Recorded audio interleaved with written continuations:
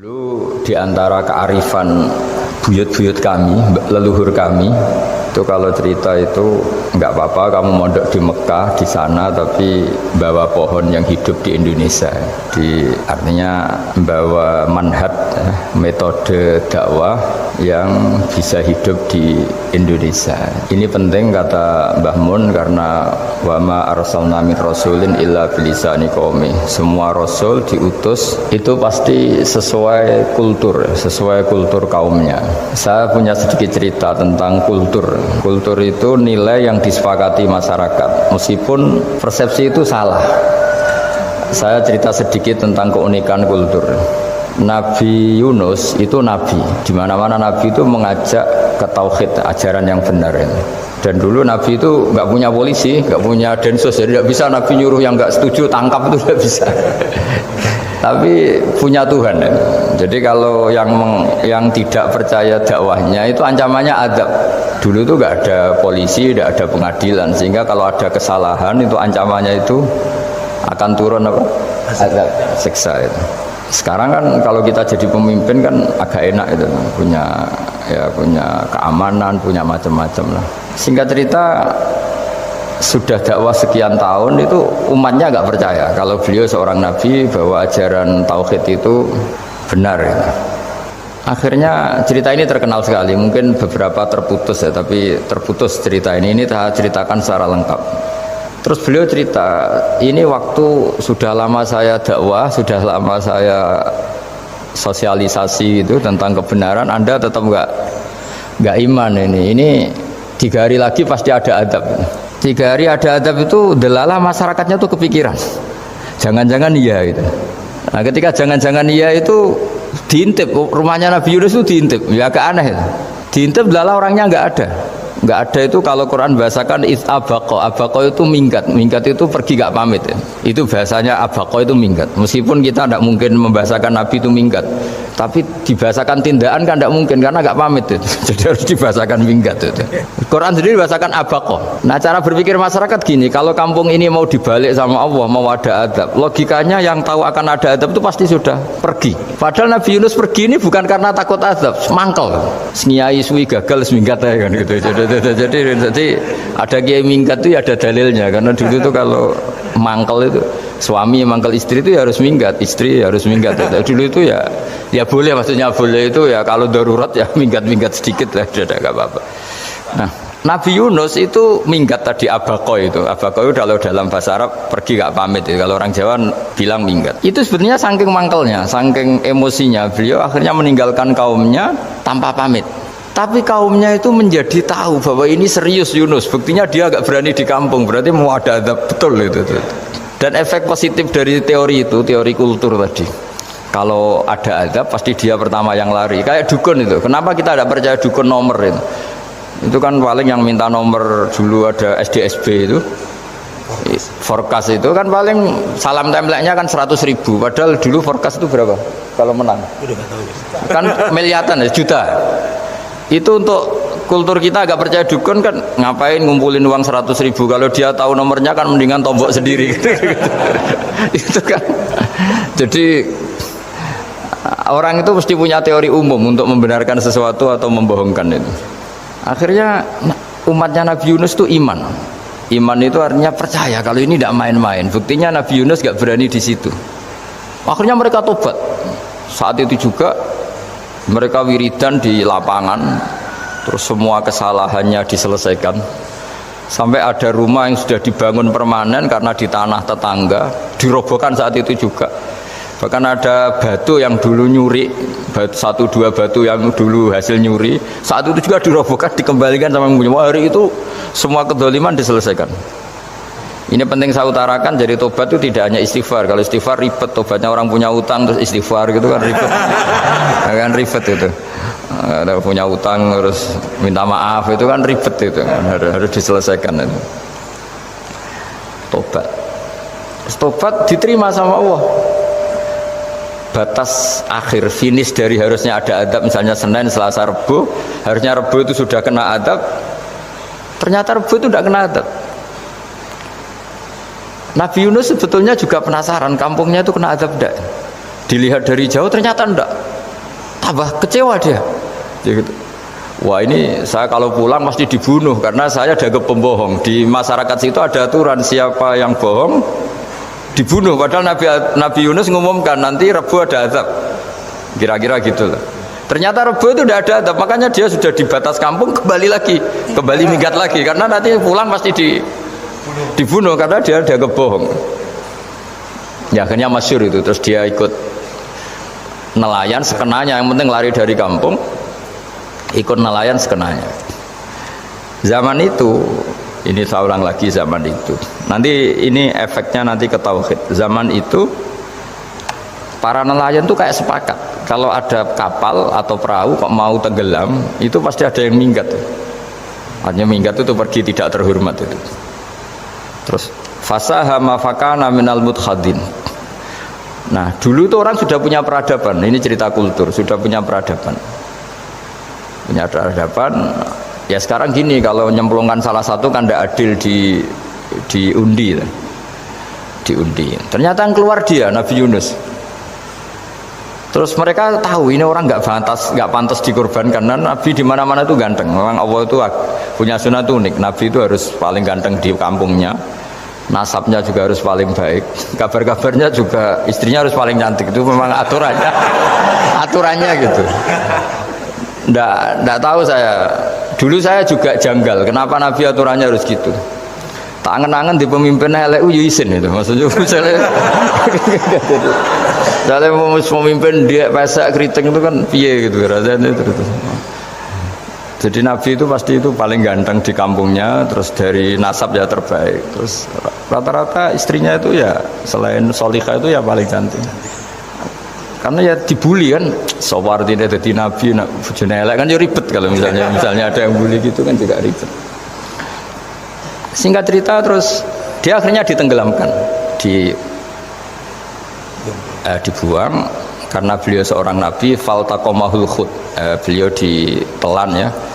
Iltiqam itu tidak digigit, ditelan ya. Karena ditelan beliau tidak ngalami dikunyah, ditelan. Iltiqam itu ditelan. Karena beliau seorang nabi, di dalam batnil khut itu di perut itu dia wiridan, dan barokahnya wiridan itu perut ikan ini menjadi masjid. Dia nyaman di situ, nyaman karena terus ngalami karomah lah. Andikan wali itu ngalamin karomah. Nah, kesimpulan dari cerita ini itu apa? Masyarakat itu akan selalu dengan kulturnya sendiri. Para nabi juga punya kultur sendiri. Dan Allah yang ngelola itu semua. Saya ulang lagi, Allah yang ngelola itu semua. Makanya terus dua kultur ini kalau Allah menghendaki itu gampang sekali. Akhirnya yang terjadi apa? Nabi Yunus jadi kasih sanksi Allah karena pergi tidak pamit. Masyarakatnya justru enggak, karena tobat. Dan tobatnya masyarakatnya ini karena kekeliruan Nabi Yunus. Keliru dengan makna bukan dosa. Andai kan Nabi Yunus saat itu kok di rumah ingin menyaksikan adab, itu masyarakat mesti gak percaya kan ada adab. Mau ada adab kok dia di rumah gitu. Jadi unik, Allah cara ngelola masyarakat itu unik. Nah, dari keunikan-keunikan cara Allah ini kemudian lahirlah ilmu yang bernama ilmu tauhid, ilmu tawakal, ilmu pasrah nang pangeran itu. Karena kemarin pas Pak Yusuf sama Bu Sulis sowan saya itu tak beri cerita, agama itu milik Allah. Sehingga teori yang dikatakan manusia itu ya teori saja, tetap semua itu di tangan Allah. Ya saya saat itu cerita, misalnya saya ditanya, ini besi, materi besi dengan kaca itu kuat mana? Mesti kita menjawab kuat besi. Tapi saya yang mengendalikan besi dan kaca. Ternyata saya punya merencanakan menghancurkan besi, menetapkan kaca ini tak simpan, akhirnya puluhan tahun. Yang ini saya rencanakan saya hancurkan itu. Andai kan si yang menjawab tadi tahu rencana saya, mesti kuat bilang kuat kaca. Gitu. Kalau tahu. Makanya contoh paling gampang tadi. Dinosaurus itu hewan paling kuat, malah musnah itu. Pitik yang nggak kuat sampai sekarang itu. Karena Allah bikin dinosaurus itu punya rencana dihancurkan itu. Sementara ayam enggak lah, gue rame-rame dunia gitu. Sehingga ya sudah. Nah, agama itu seperti itu. Agama itu sesuai rencana Tuhan. Sehingga ini cerita Nabi. Sehingga Nabi itu kadang nggak tahu bedanya antara sesuatu yang punya data, punya perangkat-perangkat untuk menuju A misalnya, itu nggak tahu bedanya. Jadi kalau Nabi ditanya misalnya gini, onta itu lahir dari betinanya, dari indukannya bisa? Ya bisa. Lahir dari batu, jawabnya ya bisa. Kalau dia seorang Nabi pasti jawab bisa. Kalau Nabi loh ya, bukan direktur mandiri, Nabi itu mesti jawabnya bisa. Jadi kalau Nabi ditanya mata air itu keluar dari bumi kedalaman 7 meter, bisa. Keluar dari sini, dari meja, jawabannya ya bisa. Karena Nabi itu saking dekatnya Allah, tahu betul bahwa perangkat di dunia ini tidak bisa mendikte Allah. Semua itu kehendak Allah. Logika yang terbangun Nabi itu sebenarnya gampang ya. Kalau kita teliti itu, makanya gampang itu sesuatu yang benar itu pasti bisa dijelaskan secara gampang. Nah ini ngaji tauhid biar tidak terlalu berteori terus. Karena kalau saya cerita uang pinter jenengan. Dan saya tidak ingin pinter tentang uang. Tak beri contoh. Nggak, ini supaya nanti kalau sampean suatu saat meninggal ketemu Mungkar Nakir itu tahu cara menghadapi. Nanti tak warai tekniknya. Tak warai tekniknya. Bocorannya. Bocorannya tadi. Makanya ada cerita agama ini baik sekali. Orang bocorkan ujian nasional itu kriminal, bisa ditangkap Pak Rosidi. Tapi agama ini pertanyaan Mungkar Nakir dibocorkan semua kiai, itu nggak ditangkap sama Mungkar Nakir. Harusnya kan rugi karena ini pertanyaan, tapi semua kiai kan sudah membocorkan. Nanti pertanyaannya di kuburan itu man rabbuka, Tuhanmu siapa, agamamu apa, itu kan sudah dibocorkan. Tapi itu nggak dianggap kriminal. Sementara kita sekolah SD, sekolah SMP bocorkan soal itu dianggap kriminal. Padahal kalau harusnya boleh. Maksudnya kalau menuruti teori itu harusnya boleh kan. Mau pertanyaan Mungkar Nakir saja dibocorkan kan. Ada dasarnya kan? Ya tapi kan tidak ada itu. Harusnya boleh. Tapi kan terus jadi nggak ujian kalau dibocorkan itu. Tidak ada itu. Harusnya boleh. Tapi kan terus jadi nggak ujian kalau dibocorkan. Jadi dibocorkan. Kurang apanya baiknya agama ini? Pertanyaan sepenting itu dibocorkan dan kiai-kiai nggak ditangkap sama Mungkar Nakir, ya ada itu. Saya ulang lagi ya supaya kita ingat fitrah salimah. Soal Anda modern monggo lah, tapi saya sebagai kiai akan ngajari kalian tentang fitrah salimah. Jadi kalau kamu itu benar-benar beragama, ini misalnya kertas, ini lempengan baja. Kalau kamu beragama, ya terserah jenengan. Karena bisa saja, ya terserah jenengan. Karena bisa saja kertas ini arsip nasional, baja ini tak niatkan, tak luluhkan, tak hancurkan. Sehingga kalau kita ngomong ya secara materi harus ditambah ya, secara materi kuat baja ya Allah, tapi secara substansi jenengan ya terserah jenengan, monggo. Nah di sini yang mulai orang lupa itu karena selalu menjawab pasti kuat baja. Kata pasti ini yang akhirnya orang menghilangkan teori beragama. Berdasar logika aja. Berdasar logika. Nah akhirnya para nabi, para wali itu ditanya. Saya punya kitab karangannya Abdul Hamid, orang alim. Kitab itu dulu saya ngaji lama sekali, sampai sekarang saya pelajarin. Manusia itu dijebak hukum adat, padahal adat itu ya tidak terlibat. Misalnya kalau ada telur jadi ayam normal gitu. Ya tadi indukan onta melahirkan onta normal itu, indukan sapi melahirkan sapi normal. Tapi kalau para nabi itu bilang ya nggak normal, nggak normal artinya tetap ada kekuatan Tuhan. Indukan onta tahu apa tentang onta? Dia punya kekuatan apa? Bisa melahirkan onta, bisa menciptakan onta di perutnya, bisa ada jantungnya, ada paru-parunya, ada ususnya. Dia bisa apa? Di situ ada tangan Tuhan itu. Karena para nabi cara berpikir gitu, melihat tembok ya sama. Tembok sama indukan unta itu sama, sama-sama mungkin mengeluarkan unta. Sehingga ketika Nabi Soleh ditanya, bukti apa kekuasaan Tuhanmu? Apa bisa mengeluarkan unta dari batu besar ini? Jawabannya Nabi Soleh ya bisa, ya bisa. Dan mukjizatnya Nabi Soleh masyhur itu, keluarlah unta dari batu. Karena secara teori ya tadi, coba unta indukan itu apa seorang profesor, apa seorang ilmuwan sehingga bisa menciptakan anaknya itu. Apa dia terlibat dalam menciptakan jantungnya, paru-parunya, ususnya? Kan enggak juga. Telur bisa apa coba? Gobloknya bukan main telur itu kan. Tapi bisa mengeluarkan ayam, dia bisa apa? Nah, para nabi, para wali itu tahu semuanya itu kekuasaannya Allah. Nah, kalau karena kekuasaan Allah, bedanya apa dengan tembok? Makanya Nabi Muhammad ketika di padang pasir, semua sahabat bingung, nggak ada air, ya Nabi santai aja. Ini gimana Nabi nggak ada air, nanti orang mati kehausan. Nabi ya santai aja. Kamu ingin air katanya? Iya. Terus Nabi nunjuk apa itu ya sudah, terus ada air. Ada yang keluar dari jemarinya, ada karena Nabi itu nggak tahu bedanya antara ini mungkin dan tidak mungkin, tuh nggak tahunya itu ya semuanya itu Allah. Kalau kamu kan nggak, wah daerah gini nggak mungkin ada air, ini kan padang pasir, air itu biasanya di daerah hutan gini malah berteori macam-macam, seakan-akan tidak ada Tuhan. Jadi kalau orang nggak bakat wali pasti berpikirnya gitu. Makanya nggak wali-wali itu memang nggak bakat, karena itu kan artinya menafikan kekuasaannya Allah kan, seakan-akan Allah tidak mampu bikin air di situ. Tapi kalau Nabi santai aja. Makanya Nabi Ibrahim ketika mau dibakar ya santai aja. Menurut beliau api bisa apa? Jadi itu meskipun hukum adat itu ya selalu berjalan. Normalnya api yang membakar di padang pasir, normalnya ya nggak ada air. Normalnya batu ya nggak mengeluarkan onta. Tapi kamu jangan terjebak oleh keseharian yang Anda lihat. Tetap di balik itu ada kekuasaannya Allah Subhanahu wa Ta'ala. Nah, ini yang namanya iman.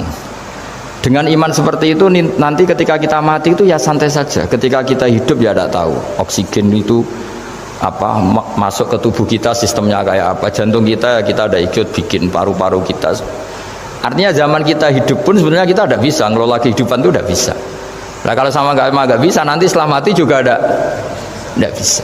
Ya sudah, ketika kita hidup yang ngelola juga Allah, ketika mati juga yang ngelola. Bedanya apa? Nah, ini di sini terus kita dilatih inna sholati wa nusuki wa mahyaya wa mamati lillahi rabbil alamin. Tapi kenapa kita ragu terhadap kehidupan setelah kematian? Karena ketika kita hidup seakan-akan kita tahu cara hidup.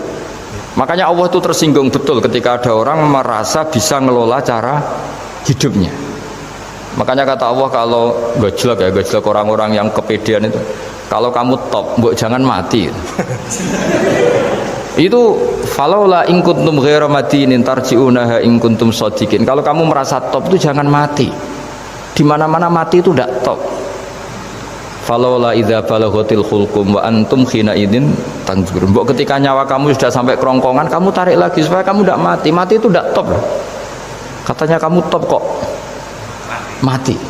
Jangan mati, kalau top itu jangan mati, jangan miskin, jangan tua, jangan jadi jelek, pokoknya top terus gitu. Itu digosok sama apa? Tapi orang itu lupa bahwa nah ketika sehat begini kita seakan-akan ngelola kehidupan. Nah gara-gara merasa ngelola seakan-akan kalau mati lalu saya gimana ya kalau mati? Di kuburan ngapain? Terus ngantornya gimana, kerjanya di mana? Ya udah usah begitu.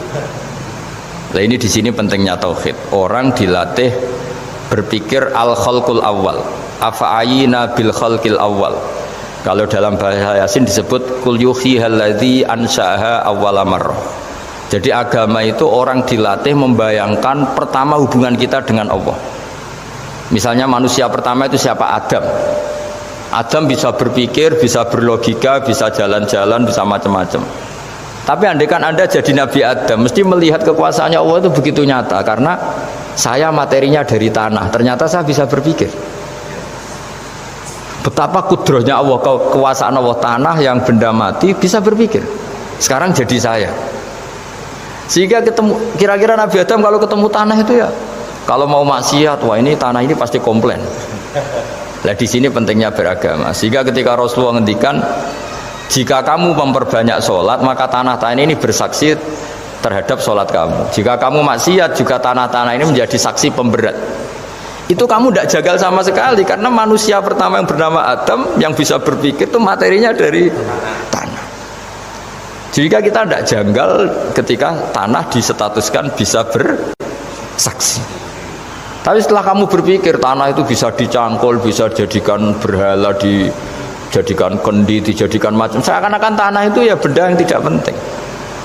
Tapi Nabi itu beda dengan kalian. Nabi tahu betul tanah ini makhluk Allah yang bisa berpikir. Sehingga Nabi yang ngetikan, kalau kamu sholat sunat atau beribadah sebaiknya jangan di tempat yang sama, biar yang menyaksikan kamu sholat itu banyak. Kita mungkin kan masa bumi bisa bersaksi. Tapi andaikan Anda Nabi Adam itu tidak akan janggal seperti itu karena dia tahu materinya dari tanah dan ternyata jadi mata yang bisa melihat, jadi telinga yang bisa mendengar.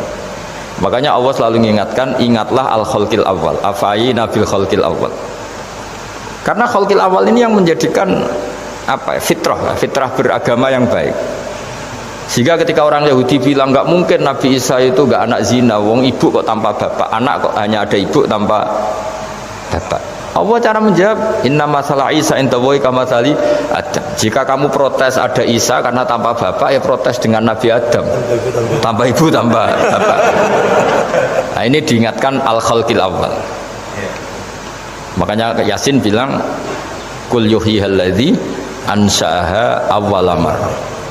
Awal marrah itu kamu harus berpikir ketika hubungan kamu sendiri dengan Allah zaman sebelum ada semua. Jadi misalnya alam raya ini, bumi sebesar ini, masa suatu saat terus hilang, hancur, nggak berbekas. Ingat saja, bumi ini mulai dulu ya nggak ada. Diadakan oleh kekuatan besar yang super ada, yaitu Allah Subhanahu Wa Taala. Nah di sini kenapa faham-faham ateis itu hilang di dunia. Meskipun ada itu karena saking mungkin kurang peradaban. Makanya guru-guru kita mulai zaman Nabi Adam sampai sekarang itu cara berpikir sederhana. Bumi ini kadung ada. Di mana-mana sesuatu yang ada pasti disebabkan yang lebih ada. Kan nggak mungkin bumi yang ada kemudian penciptanya itu udah ada. Itu kan ngajak goblok bareng gitu kira-kira gitu. Masuk sesuatu yang ada disebabkan oleh sesuatu yang tiada. Maka guru-guru kita ngajari pertama sifat Allah itu wujud. Karena ini wujud super atau kausa prima, terus kiai bilang wajibil wujud. Wajibil wujud terjemahan bacanya ya wujud super. Super ada. Karena wujudnya Allah itu yang mempengaruhi ya semua alam raya ini, dia harus di depan. Masa yang menciptakan di belakang? Makanya terus disifati qadim. Qadim itu harus lebih dulu atau awal. Nah, makanya ketika Fir'aun ngaku Tuhan itu cara membatalkan Nabi Musa itu sederhana. Kalau kamu Tuhan berarti baba kamu nggak ada Tuhan karena Tuhannya terlambat datang. Itu langsung. Oh iya ya kalau ya kan berarti babanya dia tanpa Tuhan kan Tuhannya baru kemarin. Aktenya baru diurus, aktenya baru diurus itu Tuhannya. Makanya Fir'aun itu akhirnya Nabi Musa punya pengaruh besar di kalangan punggawa Fir'aun. Karena ketika debat terbuka itu punggawanya dengar. Akhirnya mereka iman sama Nabi Musa. Ini disebut wa qala rajulun mu'minun min ali fir'auna yaktumu imana. Banyak yang diam-diam ini iman karena logika Fir'aun jadi Tuhan itu nggak masuk akal. Yang benar adalah Tuhannya Nabi Musa. Nah orang-orang ini itu ya dibilang nggak loyal ya pokoknya dia iman. Dan dia juga yang ikut rapat. Besok Musa tangkap. Karena mereka sudah iman sama Musa terus sebelum eksekusi itu datang, ini datang ke Musa. Tadi malam saya ikut rapat, keputusannya Anda ditangkap mau dibunuh, jangan lari saja dulu kan. Jadi kan nggak bisa disebut pengkhianatan, kan ini orang baik. Jadi malamnya ikut rapat, besok Musa tangkap bunuh. Iya Nabi Musa paginya sebelum itu Musa saya nanti malam ikut rapat dan keputusannya Anda ditangkap dibunuh, kamu lari saja sekarang. Nah kenapa iman? Karena logika yang dibangun Nabi Musa. Makanya ciri utama kebenaran itu bal naqdhifu bil haqqi 'alal batil fayadmaghuhu fa idza huwa zahid. Kebenaran sejati itu boleh diuji di mana saja. Dan Anda tidak usah khawatir kebenaran sejati itu kalah. Pasti menang. Kalau kebenaran itu kebenaran sejati pasti menang. Nah, di sini terus ada ulama-ulama kayak banyak lah termasuk di Indonesia kayak Pak Quraisy kayak yang nyaman saja anak-anaknya di luar negeri karena merasa kebenaran sejati itu tidak akan kalah. Sehingga ketika ada negara yang begitu maju, saya pernah ditanya sama orang yang kuliah di Inggris, di Swiss, Gus, saya ini kan orang Indonesia tapi pengagum negara Swiss, Swedia, negara di sana itu makmur, terus tertib. Bagaimana saya tetap mencintai Islam yang secara lahir itu kadang-kadang beberapa negara Islam itu kacau. Ada seorang mahasiswa tanya gitu, dia tanya cara ingat Allah, ya membela Islam kira-kira gitu. Terus saya tak kasih tahu dia, ketika Anda muji negara-negara itu makmur, sejahtera, itu sebetulnya tetap utang jasa terbesar itu sama Tuhan. Pejabat bisa apa ketika Allah misalnya nggak bikin air? Negara bisa apa misalnya ketika Allah itu nggak bikin oksigen? Tetap semua ketertiban itu karena kehendak Allah. Berarti utang jasa kamu di negara manapun tetap sama Allah, bukan pada yang lain. bahwa ada hukum sosial manusia, oke lah, kedua ketiga dia harus terima kasih. Hanya dia sadar. Nah masalahnya kita ketika di negara yang makmur gitu, pikiran kita oh presidennya hebat, menterinya hebat, tata sosialnya hebat. Oke nggak apa-apa, muji manusia itu nggak apa-apa. Tapi tetap itu semua di bawah muji Allah Subhanahu wa Ta'ala. Ada air begini ciptaan Allah, ada oksigen sehat ciptaannya Allah. Sehingga muji pertama itu kepada apa artinya kehebatan manusia ketika ada gempa besar, ada likuifaksi, ada macam-macam. Nah maksud saya ngaji di sini ingat Allah itu dengan cara seperti itu. Sehingga ketika kita hidup di negara manapun ya utang jasa pertama pikiran kita sama Allah Subhanahu wa Ta'ala. Tapi kalau enggak, kamu terjebak hukum adat tadi. Di mana-mana ayam itu yang mengeluarkan telur, telur mengeluarkan ayam, nggak bisa batu ini mengeluarkan ayam. Keliru kamu. Ketika ayam mengeluarkan telur, memangnya ayam itu bisa? Apa dia berpikir sekolah dulu gimana ya cara punya telur? Kan tidak juga. Tidak berkehendak juga. Apa ketika mata kamu bisa melihat terus kamu merencanakan gimana ya mata supaya bisa melihat? Ya tahu-tahu sudah melihat. Nah, di sini disebut afa'ayina bil khalqil awwal ansa'aha awwalan marrah wa huwa alladhi yabda'ul khalqa tsumma yu'iduhu wa huwa ahwanu alaih. Allah selalu mengingatkan. Nah, iman yang baik itu iman yang seperti saya utarakan tadi. Kamu ingat kekuasaan Allah ketika belum ada apa-apa. Belum ada apa-apa ya Allah bikin manusia itu dari tanah, bikin ayam ya dari tanah, bikin sapi ya dari tanah. Bahkan semuanya dari ketiadaan. Nah, dengan iman seperti itu, nanti kalau kamu ngaji hadis, Nabi bisa mengeluarkan air dari apa? Dari jemarinya. Terus Nabi Ibrahim dibakar gak apa-apa. Nabi Soleh bisa mengeluarkan unta dari batu besar. Nabi Musa bisa menyibak laut hanya dengan tongkatnya. Itu semuanya kamu tidak jangka.